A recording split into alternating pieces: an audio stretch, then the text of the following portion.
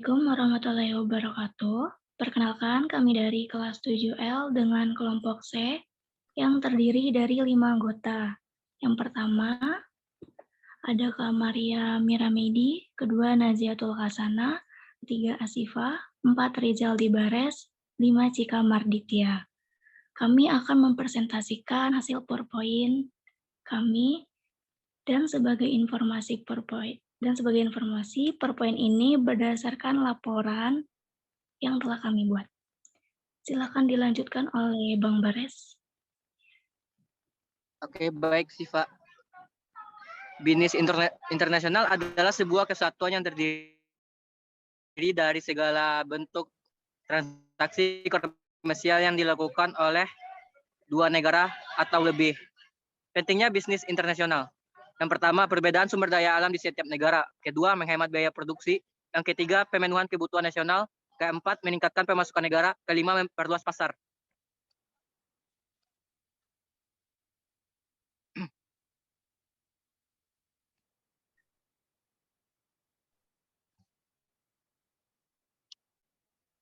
Tipe-tipe bisnis. Yang pertama ada foreign trade, ialah perdagangan internasional yang dilakukan antar negara atas dasar kesepakatan. Bisa antar individu, antara individu dengan pemerintah, atau pemerintah suatu negara dengan pemerintah negara lain. Yang kedua, trade in service. Ialah kegiatan yang objek barangnya tidak terlihat, bisa berupa asuransi, jasa, perbankan, dan lain-lain. Yang ketiga, portofolio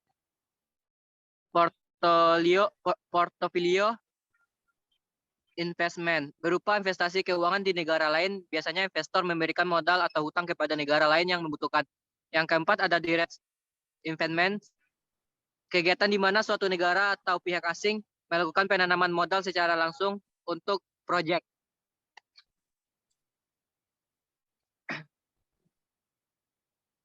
Manfaat. Yang pertama, mengetahui perkembangan bisnis negara lain. Yang kedua, mengetahui cara memperluas jaringan. Tiga, mengenal kebijakan perdagangan. Keempat, mengetahui produk yang sesuai. Yang kelima, mengenal aktivitas bisnis internasional.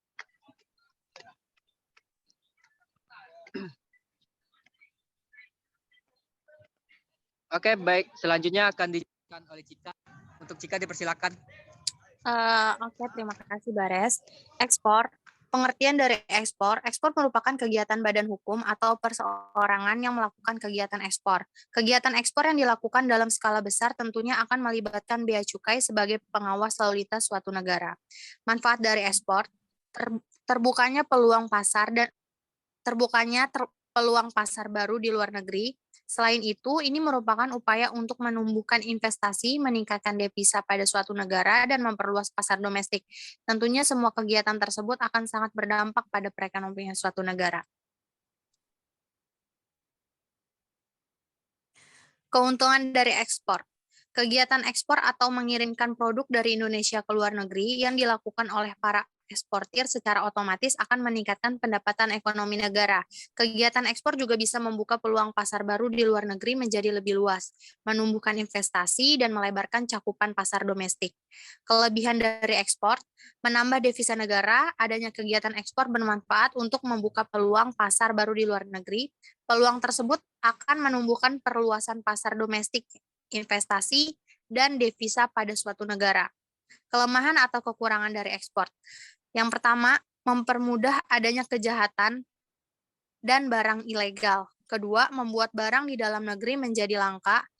Ketiga, terjadinya eksploitasi alam di dalam negeri secara luas.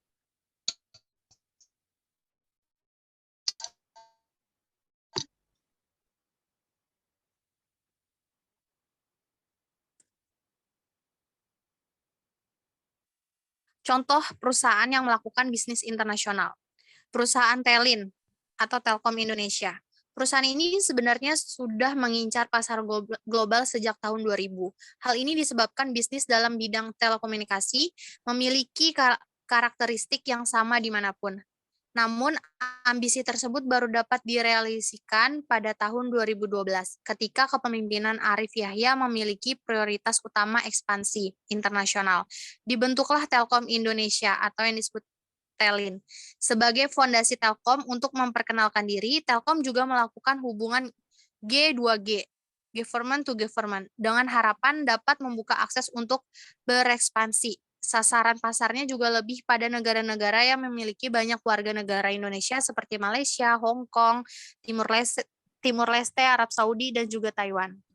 Oke, next selanjutnya akan dilanjutkan oleh teman saya. Terima kasih, Cika. Selanjutnya saya akan menjabarkan struktur organisasi dari PT Telkom Indonesia. Di sini ada General Manager. Dari General Manager ada Manager Akses Area, Manager Operation, Manager Outsourcing, Manager Optimalisasi, dan Manager Gudang. Untuk General Manager, tugasnya antara lain mampu menjamin tercapainya target kinerja jaringan koper dan DSL, akses network, dan mengimplementasikan kebijakan manajemen operasi dan pemeliharaan sistem jaringan. Yang kedua, mampu menjamin tercapainya target kinerja sistem CPE dan mengimplementasikan kebijakan manajemen operasi dan pemeliharaan sistem. Untuk yang ketiga, mampu mengevaluasi, mengukur, memodifikasi prosedur atau sistem customer handling untuk tercapainya efektivitas customer handling untuk tiap segmen pelanggan. Untuk yang keempat, mampu mengembangkan kriteria pekerjaan outsourcing existing dengan mempertimbangkan kapabilitas internal dan eksternal, sejalan dengan perubahan lingkungan bisnis yang kompetitif dan turbulens. Untuk manajer akses area, tugasnya antara lain monitoring anggaran operasional akses, monitoring kelancaran operasional di lapangan, dan menjustifikasi atau memutuskan hal-hal yang urgent untuk dieksekusi. Yang ketiga, manajer operasional. Tugasnya antara lain merencanakan sasaran dan ruang lingkup proyek serta merinci aktivitas proyek dan penjadwalannya. Untuk yang kedua, mampu melakukan monitoring dan reporting pelaksanaan proyek.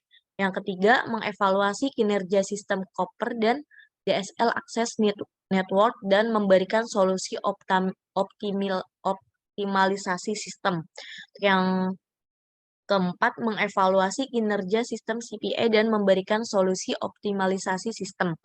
Yang kelima, menganalisis statistik gangguan dan menyusun program penanganan gangguan layanan pelanggan secara efisien dan efektif. Untuk yang keenam, menganalisis statistik performansi layanan secara menyeluruh dan membuat rekomendasi solusi peningkatan performansi layanan. Terus selanjutnya akan dibacakan oleh Kak Mei. Baik, terima kasih Nazi. Oke, sekarang kita lanjutkan dengan manajer outsourcing. Tugasnya antara lain, pertama, mengevaluasi kinerja sistem koper dan DCL akses network dan memberikan solusi optimalisasi sistem. Yang kedua, menganalisa dampak penerapan peraturan dan kebijakan yang berlaku. Yang ketiga, menganalisa pelaksanaan outsourcing existing dan ke depan sesuai dengan strategi kebijakan makro bidang SDM dan lingkungan bisnis. Yang keempat, mengidentifikasi partnership manajemen yang tepat untuk perencanaan dan pengembangan kemitraan atau aliansi untuk mendukung strategi perusahaan untuk implementasinya. Selanjutnya, ya, terus ada lagi manajer optimalisasi. Tugasnya antara lain, pertama, mengevaluasi kinerja sistem koper dan DCL akses network dan memberikan solusi optimalisasi sistem. Yang kedua, mengevaluasi kinerja sistem CPE dan memberikan solusi optimalisasi sistem. Yang ketiga, mengevaluasi kinerja sistem optical access network atau OAN dan memberikan solusi optimalisasi sistem. Lalu yang itu selanjutnya manajer gudang. Tugasnya antara lain, Pertama, menerapkan perancangan dan implementasi internal control.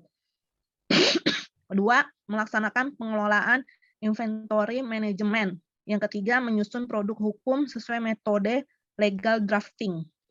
Selanjutnya, ASMAN CCA atau Customer Corporate Access. Tugasnya antara lain, pertama, pemeliharaan saluran data dan internet. Kedua, perbaikan saluran pelanggan klaster. Ketiga, pemeliharaan saluran LC atau LED channel. Terus selanjutnya, ASMAN CAM atau Copper Access Maintenance. Tugasnya antara lain, pertama, pemeliharaan kabel primer dan sekunder tembaga. Yang kedua, penanggulangan gangguan kabel primer dan sekunder. Ketiga, pembenahan jaringan. Selanjutnya akan dibacakan teman saya. Baik, terima kasih Kak Mei. Selanjutnya, ASMAN Maintenance Fiber and Radio Access Network. Tugasnya antara lain, pertama, pemeliharaan kabel fiber optik dan radio. Kedua, penanggulangan gangguan kabel fiber optik dan radio. Ketiga, availability perangkat MSOAN dan MSAN. Selanjutnya ada ASMAN Daman atau Data Management. Tugasnya antara lain, yang pertama, purifikasi data jaringan. Kedua, updating data Siska. Ketiga, updating gambar skematik. Selanjutnya, ASMAN CPE atau Customer Premise Equipment. Tugasnya antara lain, memonitor pasang baru SPIDI sudah terinstal dengan baik dan benar. Kedua, mengendalikan gangguan SPIDI agar tetap sesuai tolak ukur. Ketiga, mengoptimalkan perangkat yang layak untuk broadband. Selanjutnya, ASMAN TOS atau Technical Operation Support. Tugasnya antara lain, yang pertama, mengkompilir kebutuhan material operasional penanggulangan gangguan. Kedua, mengendalikan anggaran dan kebutuhan operasional. Ketiga, validasi BA dari mitra untuk penagihan. Next. CVP CPE, tugasnya antara lain instalasi pasang baru SPIDI. Kedua, penanggulangan gangguan SPIDI sampai dengan perangkat pelanggan.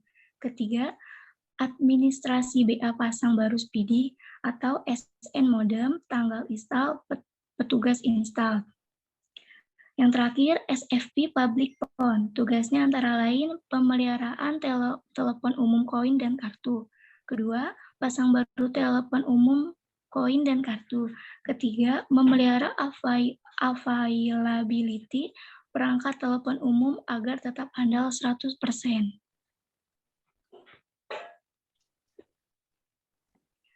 Ya, sebelum mengakhiri presentasi ini, saya dan seluruh anggota dari kelompok C memohon maaf jika dalam presentasi kami tadi masih ada kesalahan kata.